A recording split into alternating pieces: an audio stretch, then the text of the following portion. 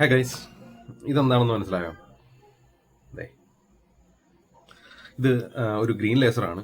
ഇപ്പം നമ്മുടെ നാട്ടിലൊക്കെ ഈസിലി അവൈലബിൾ ആയിട്ടുള്ളൊരു സാധനമാണ്. അതായത് ഉത്സവപ്പറമ്പിലൊക്കെ കച്ചവടക്കാർ ധാരാളമായിട്ട് കൊണ്ടുവന്ന് വിൽക്കുന്നുണ്ട്. 150 മുതൽ 200 രൂപ വരെയൊക്കെ വിലയിൽ ഈ സാധനം കിട്ടും. നല്ല അടിപൊളി ലേസറാണ്, നല്ല പവർഫുൾ ബീമാണ്. ഞാൻ ഒന്ന് ഡെമോ കാണിച്ചു തരാം. ഇതേ കണ്ടോ, ഇവിടെ ഇത്രയും വെട്ടമുണ്ട്, എന്നിട്ടും കൂടെ കണ്ടോ, ഇപ്പം കണ്ടില്ലേ, ഇത്രയ്ക്ക് പവർഫുൾ ആണ്. ഇതിൽ ഒരുപാട് പാറ്റേണൊക്കെ വരും. അതെ, നല്ല രസമാണ്. അതുപോലെ തന്നെ ഇതിന്റെ പോയിന്റർ ഭയങ്കര പവർഫുൾ ആണ്. കണ്ടല്ലേ ഇതിന്റെ ആ പാത്ത്, അതാ ബീം പോകുന്ന പാത്ത് വരെ നല്ല വൃത്തിയായിട്ട് നമുക്ക് അറിയാൻ പറ്റും. ചെറിയൊരു പൊടിപടലുണ്ടെങ്കിൽ നല്ല വൃത്തിയായിട്ട് അറിയാൻ പറ്റും. അത്രയ്ക്കും വേണമെന്നില്ല. ഉത്സവപ്പറമ്പിലൊക്കെ ഇതിപ്പോൾ കച്ചവടക്കാർ കൊണ്ടുവന്നിട്ട് ഒരുപാട് വിൽക്കുന്നുണ്ട്. അതുപോലെ ചുവന്ന ലേസർ ഉണ്ടായിരുന്നു, പക്ഷെ അതിന് ഇത്രയും പവർ ഇല്ല. അപ്പം ഞാൻ ഇത് പറഞ്ഞത് ഇതിന്റെ എന്തെങ്കിലും പ്രത്യേകത പറയാൻ വേണ്ടിയിട്ടല്ല. ശരിക്കും ഇത് വാങ്ങുന്നത് കൊല്ലം പൂരത്തിനാണ്.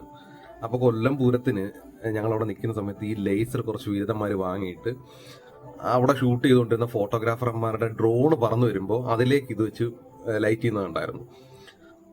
അപ്പോൾ നിങ്ങളൊരു കാര്യം മനസ്സിലാക്കണം, ഈ ഡ്രോൺ എന്നൊക്കെ പറഞ്ഞു കഴിഞ്ഞാൽ വളരെയധികം കോസ്റ്റ്ലി ആയിട്ടുള്ള ഒരു എക്യുപ്മെൻ്റ് ആണ്. ലക്ഷങ്ങൾ വില വരും.